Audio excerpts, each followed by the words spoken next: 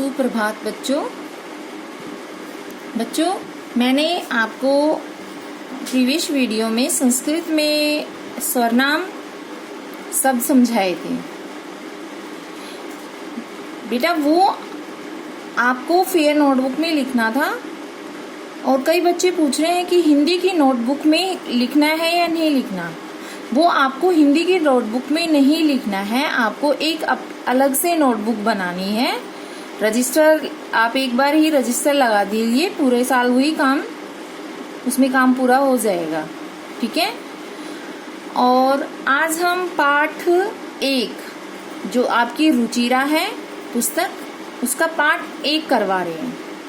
बच्चों अगर आपके पास रुचिरा की पुस्तक आपने नहीं खरीदी है तो बेटा उसको खरीद लीजिए, क्योंकि बिना पुस्तक के आपको जो भी पाठ मैं आपको पढ़ाऊंगी वो आपको समझ में नहीं आएगा, इसलिए पुस्तक बहुत जरूरी है। ठीक है। तो आज हम पहला पाठ, प्रथम पाठ आपकी रुचिरा में से प्रथम पाठ कर रहे हैं सुभाषितानी। सुभाषितानी का अर्थ होता है सुंदर विचार। जैसे इसमें लिखा हुआ है, सुभाषित शब्द सु प्लस भाषित, इन 2 शब्दों के मेल से संपन्न होता है। तो जो सुभाषित शब्द है वो सु और भाषित इन 2 शब्दों के मेल से मिलकर बना है। तो सु का अर्थ है सुंदर, मधुर तथा भाषित का अर्थ है वचन। तो सुभाषित का अर्थ क्या हुआ? सुंदर वचन। इस तरह सुभाषित का अर्थ सुंदर या मधुर वचन है। प्रस्तुत पाठ में सुक्ति मंजरी, नीति शतकम, मनुस्मृति, शिशुपाल वधम, पंचतंत्रम में रोचक और विचारप्रद श्लोकों को संग्रहित किया गया है। मतलब ये जो श्लोक है इस पाठ में, ये इनमें से सुक्ति मंजरी, नीति शतकम, मनुस्मृति, शिशुपाल वध, पंचतंत्र आदि ये रोचक जो किताबें हैं उनसे ये श्लोक लिए गए हैं। ठीक है। तो हमारा पहला श्लोक है, गुणा गुणगेषु गुणा भवन्ति, ते निर्गुणं प्राप्य भवन्ति दोषा, सुस्वादु तोया परभवन्ति नदय, समुद्र आसाद भवन्ते पेया। तो इसका अर्थ है गुणा गुणगेषु। तो सबसे पहले हम इसका क्या करेंगे? प्रसंग करेंगे। प्रसंग कैसे लिखते हैं कि प्रस्तुत पंक्तियां हमारी संस्कृत की पाठ्य पुस्तक रुचिरा भाग 3 में से ली गई हैं, या प्रस्तुत श्लोक हमारी संस्कृत की पाठ्य पुस्तक रुचिरा भाग 3 में से सुभाषितानी नामक प्रथम पाठ में से लिया गया है। इस श्लोक में किसके बारे में बताया गया है? एक गुणवान और एक गुणी व्यक्ति और एक निर्गुण व्यक्ति के बारे में बताया गया है। अर्थ क्या है देखो, गुणा गुणगेषु गुणा भवन्ति। गुणा एक गुणवान व्यक्ति में गुण, गुणगेषु गुणगेषु मतलब का अर्थ है गुणवान। गुणवान व्यक्ति में गुण गुणा भवन्ति, गुणों में बदल जाते हैं। ये कहते हैं कि अगर एक गुणी व्यक्ति है उसके अंदर अगर गुण डाले जाएं, उनको अच्छी बातें बताई जाएं, तो वो उन बातों को किस में ग्रहण करेगा? गुणों में ग्रहण करेगा। ते निर्गुणम प्राप्य भवन्ति दोषा। और वही बातें अगर एक निर्गुण व्यक्ति को दी जाए, एक बुरे व्यक्ति को दी जाए, तो वो दोष में बदल जाती हैं, क्योंकि जो बुरा व्यक्ति है उसको तो अच्छी बातें समझ में ही नहीं आएगी, क्योंकि वो तो खुद ही बुरा है। तो वो केवल बुरी बातों को ही ग्रहण करता है। अगर हम कोई उसको अच्छी बातें भी बताते हैं तो वो भी उसको मतलब उसको दोष में बदल जाएंगी, वो उसे ग्रहण करेगा ही नहीं। वैसे ही सुस्वादु तोया पर्ववंती नद्य, नद्य मतलब नदियां, पर्ववंती मतलब निकलती हैं। सुस्वादु तोया मतलब स्वादिष्ट या मीठी। मीठी जो नदियों का पानी कैसा होता है? मीठा होता है। और जब वो नदियों का पानी निकलकर समुद्र आसाद मतलब समुद्र में पहुंचकर पवंते पेया पीने योग्य नहीं होता। तो ये कहते हैं कि यदि नदियों का मीठा पानी समुद्र में मिल जाता है, समुद्र में पानी कैसा होता है? खारा होता है। लेकिन जैसे नदियों का पानी मीठा आता है लेकिन फिर भी वो समुद्र में जाकर खारा हो जाता है, अर्थात वह पीने योग्य नहीं रहता। दोबारा से इसका अर्थ समझो पूरे से। गुणवान व्यक्ति में गुण गुणों में बदल जाते हैं और वही गुण एक निर्गुण व्यक्ति में, एक बुरे व्यक्ति में दोष में बदल जाते हैं। वैसे ही स्वादिष्ट या अथवा मीठी नदियों का पानी समुद्र में पहुंचकर पीने योग्य नहीं रहता। आपको समझ में आ गया होगा ये। अब है दूसरा सरलार्थ। साहित्य संगीत कला विहीन, साक्षात पशु पूंछ विषाणहीन, तीर्णम न खादनपि जीवमान, तद्भाग्य देयम परम पशुनाम। इन पंक्तियों में मतलब प्रसंग लिखते हैं तो हमें बार बार एक ही उसको ये लिखने की जरूरत नहीं है कि प्रस्तुत पंक्तियां हमारी संस्कृत की पाठ्य, आप एक ही श्लोक में लिखेंगे इसको, ठीक है। लेकिन अगर पेपर में आपको श्लोक दिया जाता है तो उसमें आपको प्रसंग पूरा लिखना है, ठीक है। तो इन पंक्तियों में अभी पहले हम इसकी हिंदी कर लेते हैं, फिर आपको बताएंगे कि इन पंक्तियों में किसके बारे में बताया गया है, ठीक है। साहित्य संगीत कला विहीन, ये कहता है कि जिस मनुष्य को साहित्य और संगीत की कला, साहित्य में क्या होता है? गद और पद, गद्यांश और पद्यांश का ज्ञान नहीं है, और संगीत का, जिस मनुष्य को साहित्य और संगीत की कला का ज्ञान नहीं है वह मनुष्य किसके समान है? साक्षात पशु, वह पशु के समान है, पूछ विषाणहीन। लेकिन इस मनुष्य के तो पूछ, ना तो पूछ होती है, विषाण मतलब सींग, और वह बिना पूछ तथा सींग के तीर्णम न खादनपि जीवमान। तीर्णम मतलब घास फूस, न खादमपि न खाता हुआ भी जीवित रहता है। तद भाग्य देहम परम पशुनाम, यह मतलब जो पशु हैं उनका परम सौभाग्य है कि अर्थात उस मनुष्य से तो पशु भी अच्छे हैं।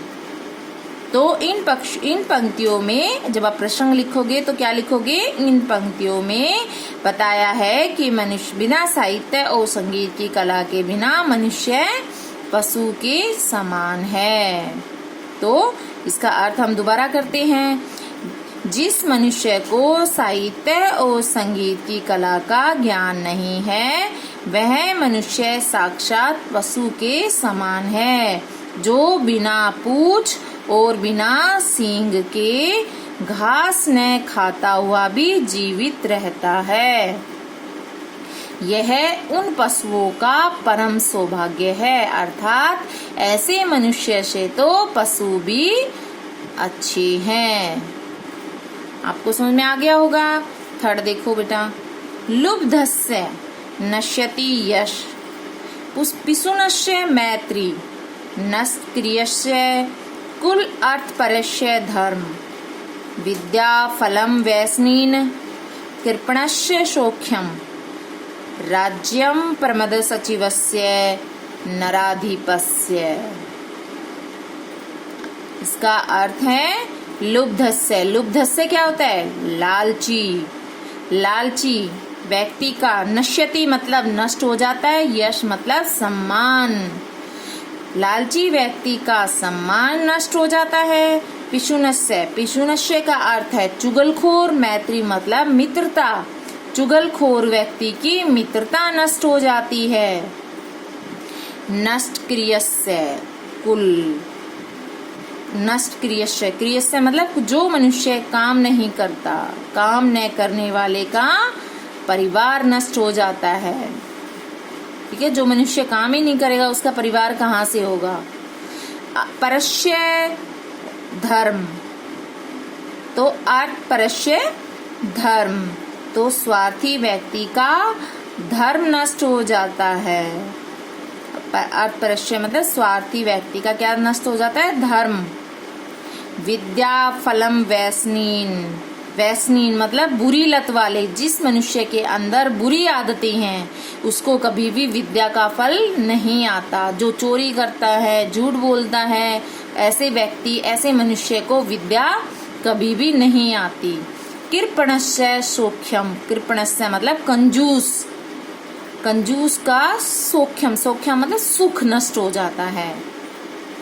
जो मनुष्य कंजूस है उसको सुख कभी प्राप्त नहीं होता, क्योंकि अगर मनुष्य कंजूस होगा तो वो अपनी जरूरत की चीजों को खरीदेगा नहीं, तो उसके पास सुख कहाँ से आएगा। वो हमेशा ही कंजूस बना रहेगा, न कोई चीज खरीदेगा। उसके पास पैसे होते हुए भी वह है मतलब कोई अपनी जरूरत की चीजों को नहीं खरीदता है, तो उसके पास सुख नहीं होता। तो कंजूस व्यक्ति का सुख नष्ट हो जाता है। राज्यम परमद सचिवस्य नराधिपस्य, और जिस राजा, राज्यम परमद सचिवस्य, परमद जिस राजा का सचिवस्य, सचिवस्य मतलब मंत्री, नराधिपस्य, नराधिपस्य, नर मतलब राजा, जिस राजा का मंत्री प्रमाद में लीन हो, प्रमाद मतलब बुरे कामों में लीन हो, उस राजा का राज्य नष्ट हो जाता है। समझ में आ गया होगा। तो इन पंक्तियों में, प्रसंग में लिखेंगे कि इन पंक्तियों में लालची और चुगलखोर व्यक्ति के बारे में बताया गया है। दोबारा से देखो हिंदी इसकी। लालची व्यक्ति का सम्मान नष्ट हो जाता है, चुगलखोर व्यक्ति की मित्रता नष्ट हो जाती है, काम न करने वाले का परिवार नष्ट हो जाता है, स्वार्थी व्यक्ति का धर्म नष्ट हो जाता है, बुरी लत वाले की विद्या का फल नष्ट हो जाता है, कंजूस व्यक्ति का सुख नष्ट हो जाता है, और जिस राजा का मंत्री बुरे कामों में लगा हो उस राजा का राज्य नष्ट हो जाता है। समझ में आ गया। एक बार दोबारा से देखो इसको। लालची, लुब्ध से होता है लालची व्यक्ति का सम्मान नष्ट हो जाता है, चुगलखोर व्यक्ति की मित्रता नष्ट हो जाती है, काम न करने वाले का परिवार नष्ट हो जाता है, स्वार्थी व्यक्ति का धर्म नष्ट हो जाता है, बुरी लत वाले की विद्या का फल नष्ट हो जाता है, कंजूस व्यक्ति का सुख नष्ट हो जाता है, और जिस राजा का मंत्री बुरे कामों में लगा हो उस राजा का राज्य नष्ट हो जाता है। अगला है पित्वा रसम तु कटुकम मधुरम समानम माधुर्यम एव जन एन मधुमक्षिकासौ संत सतथेव सम सज्जन दुर्जनानाम श्रुत्वा वचे मधुर सुक्त रसम सृजन्ति। इसका अर्थ है पित्वा, पित्वा मतलब पीकर, रसम तु कटुकम, तो यहाँ पे माधुर्यम, माधुर्यम होता है तो जन में मधुमक्षिका, यहाँ पे मधुमक्षिका मधुमक्खी, ठीक है। माधुर्य मतलब मधुरता, तो मधुमक्षिका जो मधुमक्खी होती है वो कटुकम, कटुकम मतलब कड़वा, कड़वा और मीठा रस पीकर। मधुमक्खी कैसा रस पीती है, जैसे फूलों पे जाती है, हर जगह घूमती है, तो कभी फूलों से, कभी कड़वा रस लेती है तो कभी मीठा रस लेती है, लेकिन वो रस शहद कैसा बनाती है, मीठा शहद ही बनाती है। मधुमक्खी कड़वा और मीठा रस पीकर भी केवल मीठा शहद ही बनाती है। माधुर्य मतलब मधुर, मधुर मतलब मीठा, मीठा शहद ही बनाती है। उसी प्रकार संत सतथे सम सज्जन दुर्जनानाम, जो सज्जन व्यक्ति होते हैं, ये कहता है कि जो सज्जन व्यक्ति होते हैं वो अच्छे लोगों की संगति में भी रहते हैं और बुरे लोगों की संगति में भी रहते हैं, लेकिन वो हमेशा कैसे वचन बोलते हैं? मीठे मीठे वचन ही बोलते हैं, मीठे वचनों का ही निर्माण करते हैं। ये तो नहीं होता कि वो बुरे लोगों की संगति में रहने लग गए तो उन्होंने बुरा बोलना शुरू कर दिया, अच्छे लोगों की संगति में रहने से अच्छा बोलना शुरू कर दिया। नहीं, जो सज्जन लोग होते हैं, संत पुरुष होते हैं, वो मधुमक्खी की तरह होते हैं, जो कड़वा और मीठा रस पीकर भी से मधुमक्खी वो मीठा शहद ही बनाती है। उसी प्रकार जो सज्जन व्यक्ति होते हैं वो बुरी और अच्छे लोगों की संगति में रहते हुए भी केवल अच्छी बातों का ही निर्माण करते हैं, अर्थात वो केवल अच्छी बातें ही बोलते हैं। समझ में आ गया होगा? तो इस श्लोक में मधुमक्खी और संत पुरुष की एक दूसरे से तुलना की गई है। ये प्रसंग हो गया। फिर है अगला, विहाय पौरुषम यो ही देवम अवलंबयते प्रसाद सिंहवते तस्य मूर्घिन तिष्ठन्ति वायसा। विहाय, विहाय मतलब छोड़कर, पौरुषम मतलब परिश्रम, यो ही, यो मतलब जो, ही में वह, देवम अवलंब्यते, देवम मतलब भाग्य का, अवलंब्यते मतलब सहारा लेता है, कि जो मनुष्य परिश्रम को छोड़कर केवल भाग्य का सहारा लेता है, कि जो मनुष्य परिश्रम तो करते नहीं है और ये सोचते हैं कि जो हमारी किस्मत में होगा वो हमें मिल जाएगा बिना परिश्रम किए, लेकिन ऐसा नहीं है। अगर हम परिश्रम करेंगे, मेहनत करेंगे तो ही हमें उसका फल मिलेगा। बिना परिश्रम किए भाग्य के सहारे पर हमें नहीं बैठना चाहिए। प्रसाद सिंहवत तस्य मूर्घिन तिष्ठन्ति वायसा। तो ऐसे मनुष्य की हालत कैसी होती है ये बताया गया है कि ऐसे मनुष्य की हालत उसी प्रकार होती है जिस प्रकार प्रसाद सिंहवत, जो महलों के शेर की तरह होती है, जिसके मूर्घिन मतलब सिर पर, तिष्ठन्ति मतलब बैठते हैं, वायसा मतलब कौवे। कि ऐसे मनुष्य की हालत महलों में रहने वाले शेर की तरह होती है, जिसके सिर पर तो केवल कौवे ही बैठते हैं। अगर महलों में कोई शेर है तो जो जंगल में एक शेर होता है वो अलग उसकी धाड़ होती है, उससे सब डरते हैं, है ना। लेकिन अगर महलों में कोई शेर है तो उसकी हालत उसके सिर पर केवल कौवे ही बैठते हैं। या कोई महल में किसी का अगर चित्र बनाया दिया जाता है, आपने देखा होगा, है ना, तो कहते हैं कि उस पे तो केवल कौवे ही बैठते हैं और वो किसी काम के नहीं होते। तो ऐसे ही मनुष्य की भी हालत वैसी ही हो जाती है बिना परिश्रम किए। तो इस श्लोक से हमें शिक्षा मिलती है कि हमें परिश्रम करना चाहिए, परिश्रम से ही हम अपनी किस्मत को बदल सकते हैं। ठीक है। अगला है पुष्प पत्र फल छाया मूल वलकल दारू भी धन्या महिरुहा एशाम विमुखम यान्ति ना अर्थिन। तो इसका अर्थ है कि महिरुहा, महिरुहा होता है वृक्ष, पेड़। पेड़ हमें क्या देते हैं?